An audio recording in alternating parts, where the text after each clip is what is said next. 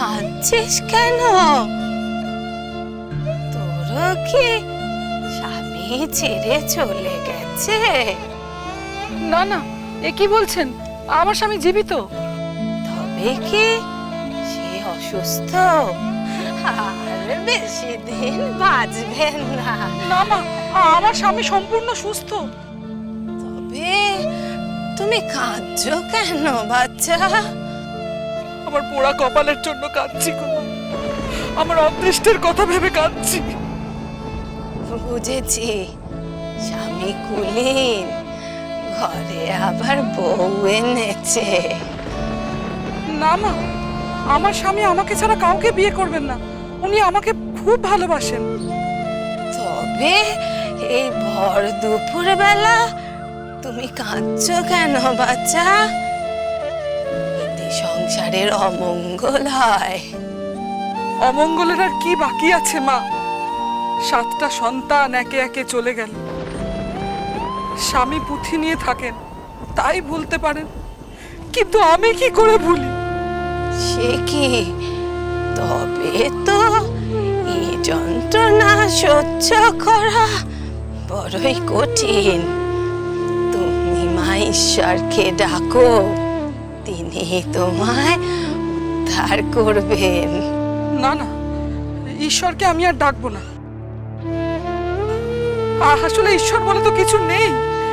তা না হলে দিন রাত এক মনে ডেকেছি, পূজা অর্চনা করেছি, কিন্তু কই, তিনি তো আমার ডাকে সাড়া দেননি। তাই বুঝি তিনি তোমার কষ্টের ডাকে সাড়া দেন না? তুমি জানলে কি করে? কি যে বলো মা, তিনি সাড়া দিলে আমি জানবো না? কি করে জানবে? এই ধরো, আমি যদি তিনি হই,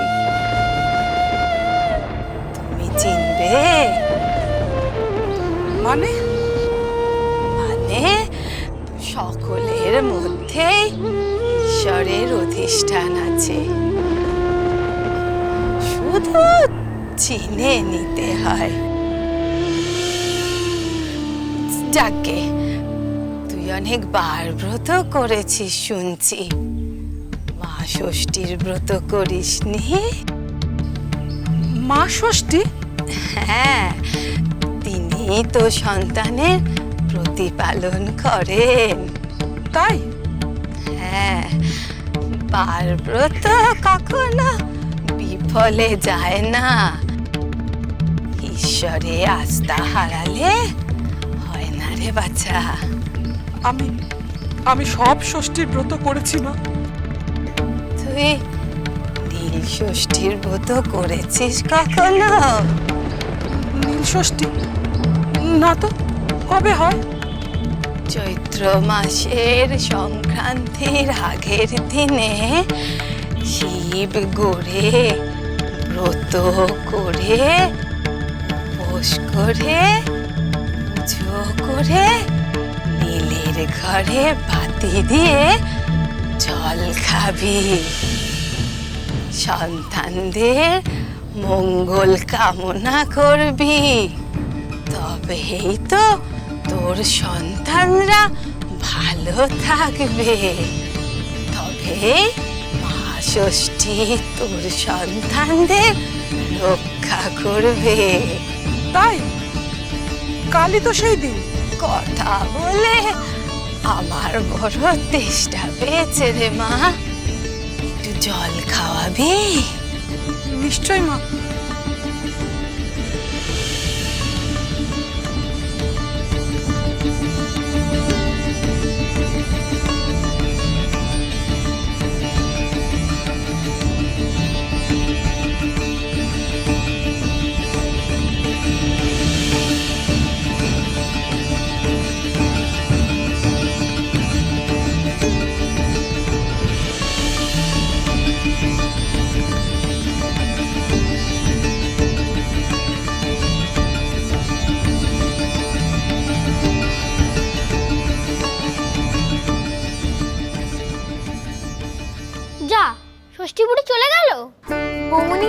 তারপর কি হলো?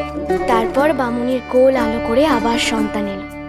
বামুনি ঘরে ফিরে গেল, সুখে শান্তিতে সংসার করতে লাগলো, আর ঘরে ঘরে প্রচার করতে লাগলো ষষ্ঠী বুড়ির কথা। ও, তার মানে বাচ্চার জন্য, সন্তানের জন্য এই ব্রতটা করে, তাই তো? কি রে, গপ্প শোনানো হলো? মা, দিস ইজ আনফেয়ার। দেখো, আমার আর দিয়ার তো বিয়ে হয়নি, তাহলে কেন আমরা নীলষষ্ঠীর উপোস করছি? দিদি ভাই, এ নাও চা নিয়ে যাও।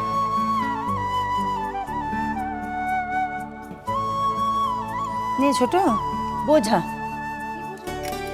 বলছে ওরা দুজনেই তো আইবুড়ো, তাও কেন ওরা উপোস করবে? ও মা, আমি তো মিনুকে বিয়ের আগে উপোস করা। কিন্তু মিনু যা বললো তাতে তো দাঁড়াচ্ছে বিয়ে না হলেও উপোস করার দরকার নেই। আছে, কারণ আজ নীলাবতীর বিয়ের দিন। নীলাবতী? নীলাবতী হচ্ছে পার্বতীর আর এক নাম। আজ শিব পার্বতীর বিয়ের দিনে যদি কেউ উপোস করে শিবের মাথায় জল ঢেলে পার্বতীকে স্মরণ করে, তাহলে পার্বতী তুষ্ট হয়ে তাকে শিবের মতো বর দেয়। ও, বুঝেছো এবার? খাই করবে না। মা, আমার তো বর আসতে এখন অনেক দেরি আছে, আমার কি উপোস করতেই হবে? না, করবে, সবাই তো করছে। আর কদিন পরেই তো মিনুর স্বাদ, কবজি ডুবিয়ে তো খাবেই।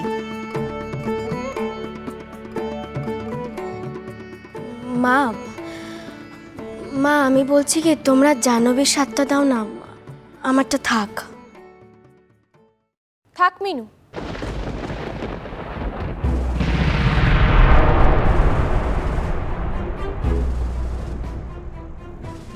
জাহ্নবীকে নিয়ে তোমায় আর ভাবতে হবে না।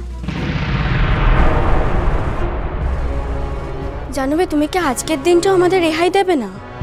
না মিমি, তোমার সাথে এই সতীন সতীন খেলাটা না আমার জাস্ট ইরিটেটিং লাগছে, জানো তো? সেই জন্যই বলছি যে আমাকে নিয়ে ভাবাটা তুমি এবার ছেড়ে দাও। আমরা ভাববো না তো কে ভাববে? যাদের ভাবার কথা ছিল, মানে তোমার মা বাবা, তারা তো খোঁজ নিয়েও দেখে না। তা আমরা সাথ দেবো না তো কে দেবে? সোম দেবে।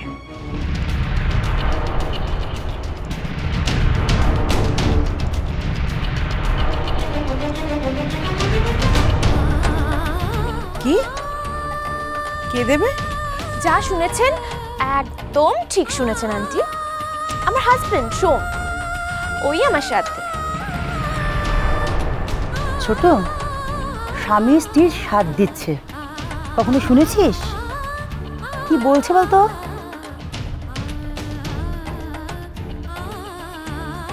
কি হলো মিনু? আমায় নিয়ে তোমার চিন্তাটা একটু কমলো? তা কমলো বই কি। তোমার স্বামী তোমাকে নিয়ে এতটা ভাবছেন, এর থেকে ভালো আর কি বা হতে পারে?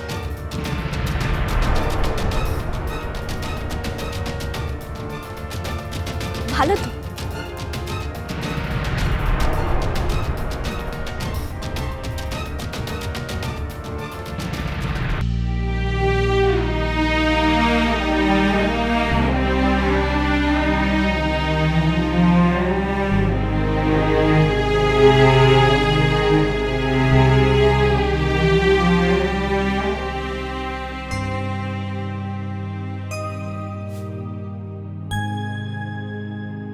সোম, আমি তো ভাবতেই পারতেছি না বাবা, ভাবতেই পারতেছি না। কর্তার ওয়ার্কশপে তুমি কাম করতেছো, এইটা দেখা চক্ষু দুইখান জুড়াইয়া যাইতেছে আমার। সত্যই কইতাছি, চক্ষু দুইখান জুড়াইয়া যাইতেছে। কর্তা যদি পয়সা থাকতেন আর দেখতেন তার ওয়ার্কশপে তুমি প্রতিমা শিল্পীর কাম করতেছো, কি যে খুশি হইতেন, কি যে খুশি হইতেন, আমি কইতে পারুম না। মাজলো